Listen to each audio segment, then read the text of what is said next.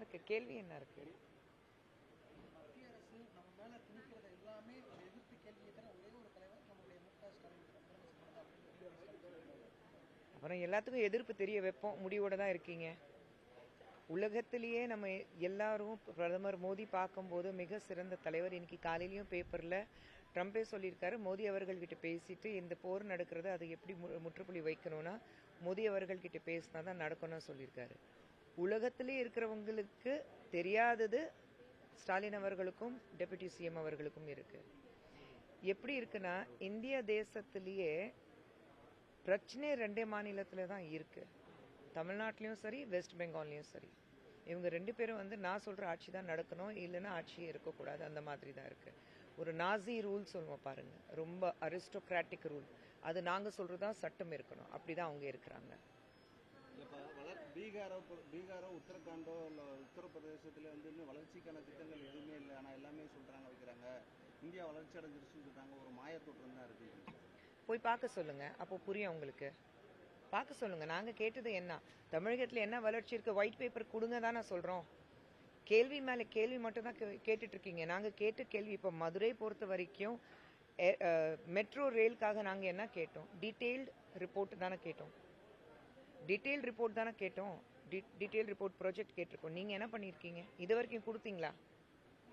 கேட்கிற கேள்விக்கு ஏன் பதில் இல்ல? அதுக்கு ஏன் நீங்க திரும்பி திரும்பி கேள்வி மட்டும் தான் கேட்டுட்டு இருக்கீங்க? மதுரை பொறுத்த வரைக்கும் மெட்ரோக்காக டீடைல் ரிப்போர்ட் கேட்டதுக்கு இது வரைக்கும் கொடுக்க முடியாத ஒரு அரசாங்கம். ஆனா நீங்க கேள்வி மட்டும் தான் கேட்டுட்டு இருக்கீங்க.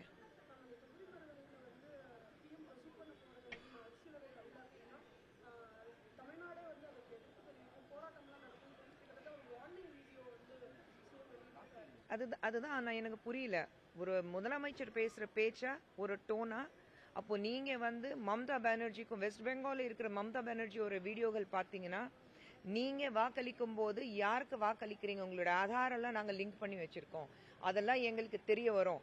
ஒரு மிரட்டுற அளவுக்கு இருக்கும்போது வெஸ்ட் பெங்கால் நடக்கிற பிரச்சனைகளுக்கு தமிழ்நாட்டுக்கு என்ன வித்தியாசம் இருக்கு? இன்னைக்கு பிரதமர் மோடி பார்த்துட்டு கேட்கிற கேள்வியா அவரு? ஒரு முதலமைச்சர் பேசுற பேச்சா இது? இது அவருக்கு தப்பா இருக்குன்னு சரியா படலையா? அவருக்கு தெரியலையா? அவர் பேசுற ஒவ்வொரு விஷயம் சரியா தான் தெரியுதா? நீங்க அப்போ மிரட்டுறீங்களா? மிரட்டுற அளவுக்கு தானே இருக்கீங்க. தமிழ்நாட்டில் உட்காந்துட்டு நீங்க மிரட்டுறீங்கன்னா உலகத்துல எல்லாரும் பார்த்துட்டு பிரதமர் மோடி பார்த்துட்டு மிக சிறந்த தலைவர் நான் சொல்லிட்டு இருக்காங்க. அவர் நினைச்சா மிரட்டலாம். ஆனா நாங்க மிரட்டுறதுக்கு ஆளு கிடையாது. தமிழ்நாடு பொறுத்த வரைக்கும் நம்மளுடைய அங்கம், தேசத்துடைய பாகம். எங்களுக்கு அது மோடி அவர்களுக்கு தமிழ்நாட்டு மேலே ஒரு தனி ஈடு இருக்கு. அவர் எப்பவுமே தமிழ்நாடு பத்தி ரொம்ப பெருமையா பேசிட்டு இருக்காரு. சோ முதலமைச்சர் பேசுற பேச்சு பார்க்கும்போது எனக்கு ஆச்சரியம் இல்லை, ஆனா ரொம்ப வருத்தமா இருக்கு. ஏன்னா ஒரு முதலமைச்சர் பேசுற விதம் கிடையாது அது.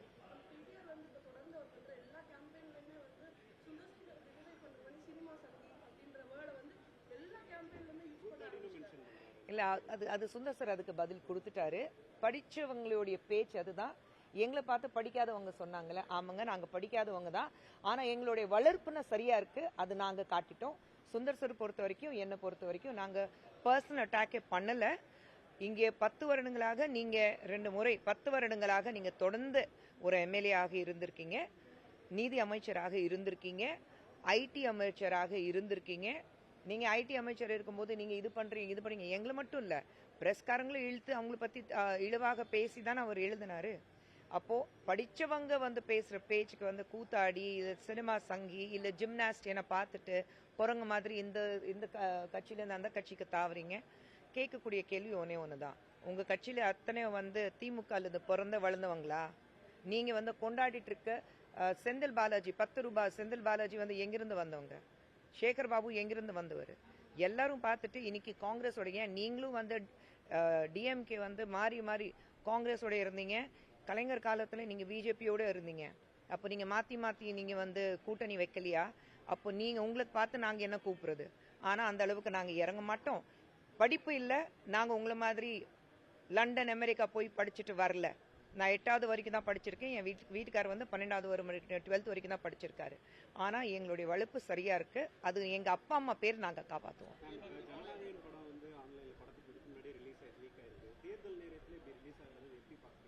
இல்ல தேர்தல் நேரம் மட்டும் பார்க்க மாட்டேன். நான் ஜெனரலாக ஒரு சினிமா எடுக்கும்போது எத்தனை பேருடைய உழைப்பு, ஒரு வேர்வை, ரத்தம் எல்லாமே சீந்திச்சு அவங்க வந்து ஒரு படத்தை தயாரிக்கிறாங்க. ஹீரோக்கு கேரவேன் இருக்கும், மெயின் டெக்னீஷியன்ஸ்க்கு, ஹீரோயின்ஸ்க்கு, மெயின் ஆர்டிஸ்ட்க்கு கேரவேன் இருக்கும். ஆனால் திரைக்கு பின்னாடி இருக்கிறது எங்களுடைய உழைப்பாளிகள் இருக்காங்க பாருங்க, டெய்லி தொழிலாளிகள் இருக்காங்க பாருங்க. காலையில் 4 மணிக்கு லைட்மேன், ப்ரொடக்ஷன் பாய்ஸ், ஆர்ட் டிபார்ட்மெண்ட்டில் காலையில் 4 மணிக்கு எழுந்திரிச்சு 7 o'clock கழிச்சு 4 மணிக்கு எழுந்திரிச்சு கிளம்பி போகணும். கடைசி போகிறவங்க அவங்க தான். அவங்களுடைய உழைப்பு வந்து இப்படி வீணாகிறது பார்க்கும்போது தான் ரொம்ப கஷ்டமாக இருக்குது. ஜனநாயகம் மட்டும் இல்லை, எந்த படம் இருந்தாலும் இந்த மாதிரி லீக் பண்ணுறவங்க யார், அவங்களுக்கு நிச்சயமாக ஒரு கடின தண்டனை கொடுத்துதான் ஆகணும். இப்போ விஜயோட பிரச்சாரங்கள் நிறைய பார்க்குறோம், நிறைய இடங்கள்ல அனுமதி மறுக்கப்படவும் செய்யுது. ஆனால் நிறைய இடங்கள்ல வந்து அவர் போகிறப்ப வந்து ரசிகர்கள் தொடர்ந்து போய் வாகனத்தில் மோதி விழுகிறது, இது மாதிரி விஷயங்கள் நடக்குது. இது எப்படி பார்க்குறீங்க? இது அவர் ரசிகர்களாக பார்க்குறாங்களா, தொண்டர்களாக பார்க்குறீங்களா, இன்னும் அவங்களுக்கு அரசியல் முடிச்சு வருது? 4ஆம் தேதி தெரிய வரும். ஆஃப்டர் எலெக்ஷன் டேட் அறிவிச்சதுனாலும் பிஎம் வந்து தமிழ்நாட்டுக்கு 3 முறை வந்தார், இன்னைக்கு 4 முறை வராங்க. ஆனால் திமுக காங்கிரஸ் கூட்டணி வந்தது, இன்னும் ராகுல் காந்தி தமிழ்நாட்டு பிரச்சாரத்துக்கே வரல. தொடர்ந்து வந்து பார்லிமெண்ட் காரணம் பண்ணுறதா சொல்கிறாங்க. இன்னும் இந்த திமுக காங்கிரஸ் கூட்டணி ஜெல்லாகாம பார்க்குறீங்களா சார்? இல்லை, அது வந்து முதலமைச்சர் தான் பதில் சொல்லணும். இவ்வளோ பேசுகிறாரு, ராகுல் காந்தி பார்த்துட்டு கேள்வி கேட்க சொல்லுங்களேன். நாங்கள் வந்து உங்களுக்கு 28 சீட் கொடுத்துருக்கோம், நீங்கள் ஏன் இன்னும் வரல, ஏன் பிரியங்கா காந்தி வரல சொல்லுங்க. எங்களை பார்த்து கேள்வி கேட்குறாருல, மிரட்டுறாருல, ராகுல் காந்தி மிரட்டு சொல்லுங்க. கூட்டணி தானே இருக்கீங்க. ஆனால் சிவன் கழுத்தில் பாம்பு மாதிரி நீங்கள் அவங்கள பற்றி பேசினா உங்களை பற்றி வந்து எவ்வளோ ஊழல் நடந்திருக்கு புட்டுனா வெளியில் வச்சிருவாங்க. நாங்கள் அப்படி கிடையாது, கிளியராக இருக்கோம். எங்கேயுமே இது வரைக்கும் 12 வருஷத்தில் எங்கேயாவது ஊழல் பார்த்துருக்கீங்களா? ஒரு ஊழல் பற்றி கேள்விப்பட்டிருக்கீங்களா? ஒன்றுமே கிடையாது. க்ளீன் கவர்மெண்ட், க்ளீன் சிட் மக்கள் எங்களுக்கு கொடுத்துருக்காங்க. ஆனால் திராவிட முன்னேற்ற கழகம் பொறுத்த வரைக்கும், காங்கிரஸோடைய கூட்டணி பொறுத்த வரைக்கும் வெறும் ஊழலுக்கு பேர் போனது. இந்தியாவே நீங்கள் வந்து வெளியூர்லேருந்து உலகத்திலேயே இந்தியாவை பார்க்கும்போது it was only about corruption, ஊழல் பற்றி மட்டும்தான் ஒரு நாடு இருந்ததுன்னு சொல்லப்பட்டது. ஆனால் இன்னைக்கு அப்படி கிடையாது. ஸோ முதலமைச்சர் அவர்கள் பிரதமர் மோடி பார்த்துட்டு அவர் கேள்வி கேட்கறதுக்கு பதிலாக தைரியமா ஸ்டேஜில் கூட்டணியில தானே இருக்கீங்க, எங்கே ஆளு காணோம், அக்கா தம்பி 2 பேரும் கேள்வி கேட்க சொல்லுங்க, தைரியம் இருந்தா கேட்க சொல்லுங்க. தெலுங்கானா சிஎம் வந்து இந்த தொகுதி மறுவரையில் எல்லாரும் நம்ம இங்க தமிழ்நாடு சிஎம் லெட்டர் எழுதியிருக்காங்க, நம்ம எல்லாம் அதில் ஒன்றிணையணும், டெல்லியில வந்து நமக்கு குரலை வந்து நம்ம பாதுகாக்கணும் அப்படின்னு. ஸோ இவங்கெல்லாம் சேர்ந்து அந்த ஷேடோ கிரியேட் பண்றாங்க சென்ட்ரலுக்கு அகேன்ஸ்டா. லைக் தெலுங்கானா காங்கிரஸ் தானுங்க. அப்போ அதான் கூட்டணி சொல்றேனே, ஊழலுக்கு மட்டும்தான் நான் பேர் போனது. வேற யாருமே இதுல வராங்க சொல்லுங்க? வேற யாராவது இவங்களுக்கு கூட இருக்கிறாங்களா? காங்கிரஸ், டிஎம்கே இவங்க 2 பேர் மட்டும்தான் குரல் எழுப்புறாங்க. அப்போ இந்தியா முழுவதும் வேற கவர்மெண்ட் இல்லையா? இவங்க 2 பேர் மட்டும்தான் இருக்காங்களா? பேச சொல்லுங்க. உதயநிதி ஸ்டாலின் பிரச்சாரத்து போராட்டங்கள்லாம் எடப்பாடி பழனிசாமி அவர்கள் வந்து போட்டோ காமிச்சு இந்த மாதிரி இதெல்லாம் பேசி அவங்க பிரச்சாரம் பண்ணிட்டு இருக்காங்க. அதை எப்படி பார்க்குறீங்க? மெச்சூரிட்டி இருக்கு. மெச்சூரிட்டி மட்டும் சொல்லல, கலைஞர் உருவாக்குன ஒரு கட்சி பார்க்கும்போது நிச்சயமாக இன்னைக்கு கலைஞர் அவர்கள் எங்கே இருந்தாலும் பார்த்துட்டு ரொம்ப வருத்தப்பட்டு இருப்பாரு. நான் உருவாக்கின கட்சி இது கிடையாது. இவங்க திமுக காரங்க இன்னைக்கு பண்றது, ஸ்டாலின் அவர்கள் வந்து மிரட்டி பேசுறதோ, இல்லை அவங்க கட்சியில் இருக்கிறவங்கள, எனக்கும் என் கணவருக்கு எதிராக இருக்கிறவங்க, நான் அவங்க பேர் கூட சொல்ல விரும்பல, அது எனக்கு தகுதிக்கு கீழே நான் நினைக்கிறேன். சரிங்களா? அப்போனன்ட் இருந்தாலும் என் தகுதிக்கு கீழே அவங்க பேர் சொல்லி இவ்வளோ கேவலமா பேசுனதுக்கு அப்புறம் அவர் பேர் சொல்லி சொல்றதுக்கு எனக்கு என் தகுதிக்கு கீழே இருக்கு. ஸோ அவர் பேர் கூட சொல்லல. ஆனா அவரும் மற்றவங்களும் இவ்வளோ டெபுட்டி சிஎம் இருக்கட்டும், இவ்வளோ கீழே இறங்கி ரொம்ப தரக்குறையா இப்படி பேசும்போது நிச்சயமாக டாக்டர் கலைஞர் அவர்கள் இன்னைக்கு பார்த்துட்டு ரொம்ப வருத்தப்பட்டு இருப்பாரு. விஜய் அவர்கள் திமுக எதிர்ப்புன்ற பெயர்ல அதிமுகவுக்கும் பாஜகவுக்கும் சாதகமாக சொல்றாரு. சீமான் சொல்லியிருக்காரு, திருமாவளவன் சொல்லியிருக்காரு. என்னங்க? விஜய் வந்து திமுகவை எதிர்ப்புன்ற பெயர்ல பாஜகவுக்கும் அதிமுகவுக்கும் சாதகமாக செயல்படுறாரு அப்படின்னு விமர்சனம். அவங்க என்ன வேணாலும் சொல்லட்டும், அவங்க பாதிக்கப்படுறாங்க, அது மட்டும் உறுதி இல்லை. அதை ஒத்துக்கிறாங்கல்ல, அப்போ நாங்கள் தோத்து போயிடுவோம் அந்த பயம் அவங்களுக்கு இருக்குல்ல. விஜய் அப்ப சாதகமாக செயல்படுறாரு. அதை விஜய் கிட்ட கேளுங்க. எங்க கிட்ட அவங்க தானே குற்றச்சாட்டு வைக்கிறாங்களே, விஜய் கிட்ட நேரா கேட்க சொல்லுங்களேன். எதுக்கு எங்களுக்கு கேட்குறாங்க? கூட்டணியில் யார் இருக்கா? சீமான் தனியா நிற்கிறாரு. விசிகே நீங்க திமுக கூட்டணியில தானே இருக்கீங்க. தைரியம் இருந்தா விஜய் கிட்ட கேளுங்க, இறங்கி கேளுங்க விஜய் கிட்ட.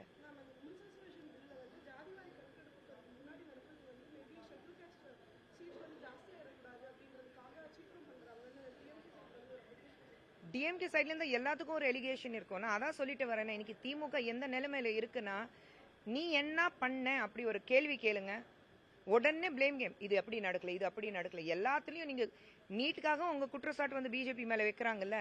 நீட் கொண்டு வந்தது யாரு? காங்கிரஸ் தானே. உங்க ஆட்சியில் இருக்கும்போது தான் காங்கிரஸ் கூட்டிட்டு வந்தாங்க. அப்போ காங்கிரஸ் வந்து ஒரு நீட் எடுத்துட்டு வந்திருக்காங்கன்னா காங்கிரஸ்க்கு எதிராக கூட்டணி போடாதீங்க. அப்போ கூட்டணி எதுக்கு காங்கிரஸோட வைக்கிறீங்க? இதே முதலமைச்சர் அவர்கள் அவருடைய ஆட்டோபயோகிராஃபில என்ன எழுதியிருக்காரு? ஏன்னா மிகவும் கடினமான காலம் வந்து மீசா நேரத்துல என்ன வந்து கைது செய்யப்பட்டாங்க. அந்த நேரம் தான் எனக்கு ரொம்ப கடினமாக இருந்தது. அப்போ மீசா டைம்ல யார் இருந்தாங்க? பிஜேபியா இருந்தது, காங்கிரஸ் தானே இருந்தது. இந்திரா காந்தி டைம் தானே அது மீசா டைம். அப்ப நீங்க ஏன் கூட்டணி வச்சிருக்கீங்க? இதுல இன்னொன்று வேடிக்கை என்ன இருக்குன்னா, ஆட்டோபயோகிராஃபில காங்கிரஸ் காலத்துல ரொம்ப எனக்கு வந்து கடினமாக விஷயம் வந்து மீசால அரெஸ்ட் ஆனது, இவ்வளவு அடி வாங்கியிருக்கேன், இவ்வளவு கஷ்டப்பட்டிருக்கேன்னா ரிலீஸ் பண்ணது யாரோ? ராகுல் காந்தி. படிக்காம இந்த கூட்டணி தான், இந்த மாதிரி தலைவர்கள் தான் கூட்டணியில் இருக்காங்க. நம்ம சொல்றது ஒண்ணு, செய்யறது வந்து மண்டையில் இருக்கிறது ஒண்ணுமே கிடையாது. என்ன எழுதி கொடுக்குறாங்களோ மக்கள் ஏமாத்துறதுக்கு என்ன பேசணும் அது மட்டும்தான். ஸ்டாலின் அவர்களும் உதயநிதி ஸ்டாலின் அவர்களும் எந்த கேள்வி இருந்தாலும் தைரியமா காங்கிரஸ் கிட்ட கேட்டு பாருங்க. இல்ல கிளியரா சொல்லுங்க, ஆமாப்பா ஊழல் பண்ணும்போது உனக்கு நான் உதவுனேன், எனக்கு நீ உதவுனீங்க, அது மட்டும் தெளிவா சொல்லுங்க. Yes we were partners in crime. அதுக்கு தான் ஒருத்தர் வந்து ஒருத்தர் சிவன் கழுத்துல பாம்பு மாதிரி, ஒருத்தர் கழுத்துல நாங்க உட்கார்ந்துட்டு இருக்கோம், பாம்பு மாதிரி உட்கார்ந்துட்டு இருக்கோம். நாங்க வந்து கீழே இறங்கி வர முடியாது. அதனால தான் நாங்க கூட்டணி வைக்கிறோம். வேற வழி இல்லை எங்களுக்கு. ஒத்துக்க சொல்லுங்க.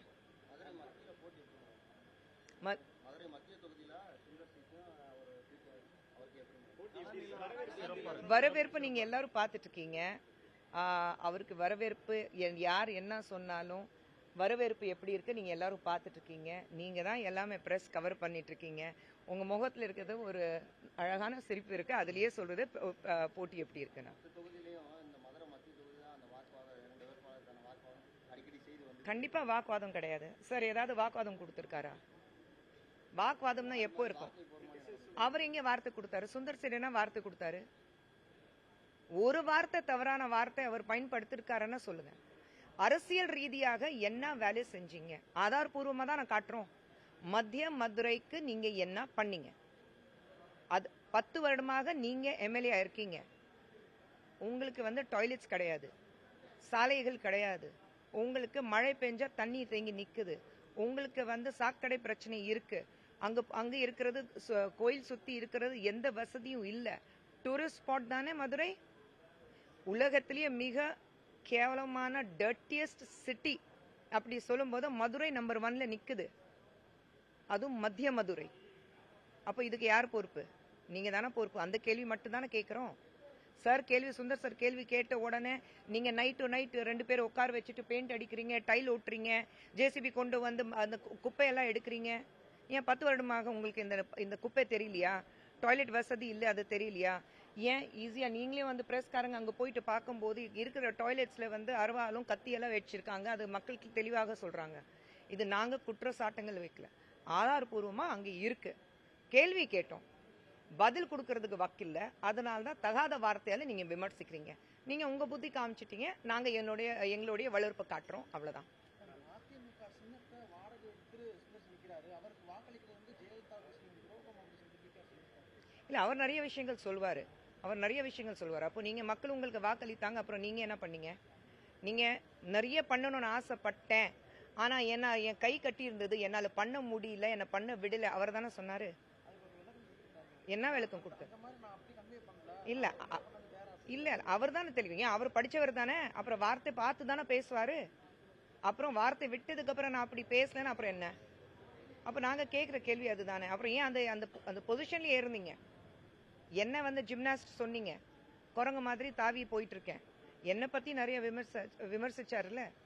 கேட்கிற கேள்வி அதுதான். உங்களால நான் ஏன் சுயமரியாதைக்காக நான் கட்சியில இருந்து வெளியேறினேன்? நீங்க மக்களுக்கு எதுவுமே பண்ண தெரியல, உங்களால முடியலன்னா உங்க பவர் பொசிஷன் எதுக்கு உங்களுக்கு? அப்போ உங்களுக்கு மக்கள் முக்கியம் கிடையாது, அந்த நாற்காலி தான் முக்கியம். ஒரே ஒரு கேள்வி அவர்கிட்ட தெளிவாக கேட்கிறேன். நீதி அமைச்சராக இருந்தீங்க, 30,000 கோடி ஊழல் நடந்திருக்கு. இந்த பணம் எங்க வைக்க போறாங்க? அப்பனும் மகனும் அவருடைய ஆடியோ எல்லாருக்கும் தெரியுமா தெரியாதா? தெரியும்ல. எல்லாத்துக்கு மேல நான் கேஸ் போடுவேன், டெஃபமேஷன் கேஸ் போடுவேன், போட்டுட்டு தான் இருக்காரு, நம்ம பார்த்துட்டு தான் இருக்கோம். அந்த வாய்ஸ் ஏந்து இல்ல, நான் அப்படி பேசவே இல்லை. ஏன் அந்த டெஃபமேஷன் கேஸ் அவர் போடல? அந்த டெஃபமேஷன் கேஸ் எதுக்கு அவர் போடாம இன்னும் உட்கார்ந்துட்டு இருக்காங்க? அதுல உண்மை இருக்கு, அவருக்கும் தெரியும். சோ கேக்குற கேள்வி ஒண்ணுதான், அந்த 30,000 கோடி உங்களுக்கு நீங்க தவறா இருந்தா டெஃபமேஷன் கேஸ் போட்டிருக்கணும். இன்னொன்னு, நீங்க எதுக்கு நீதி அமைச்சருங்கிறது பதவியிலிருந்து உங்களை டிமோட் பண்ணாங்க? உங்களை ஐடி அமைச்சராக ஆக்குனாங்க, ஆனா அங்கிருந்து உங்களை டிமோட் பண்ணிட்டாங்க. அப்போ முதலமைச்சருக்கு உங்க மேல நம்பிக்கை இல்லையா? இல்ல உண்மையில இங்க இருக்கிறது அந்த மாநகராட்சியில பாக்குறதுக்கு 200 கோடி, ஆனா அதுக்கு மேல 2,000 கோடிக்கு மேல இருக்கு, அது எல்லாருக்கும் தெரியும். அப்போ நீங்க உண்மையில ஊழல் பண்ணிருக்கீங்களா? பணம் வாங்கியிருக்கீங்களா? அண்ட் அந்த 30,000 கோடி நீங்க வீடியோ ஆடியோ இருந்தது, அது உண்மையான ஆடியோ தானா? உங்களை ஏன் டிமோட் பண்ணாங்க? நான் ஏன் வெளியேறினேன், கட்சியிலிருந்து வெளியில சொல்லிட்டேன். எனக்கு சுயமரியாதை முக்கியம். அந்த சுயமரியாதை எனக்கு சொல்லி கொடுத்தது அழகா கலைஞர் அவர்கள் தான்.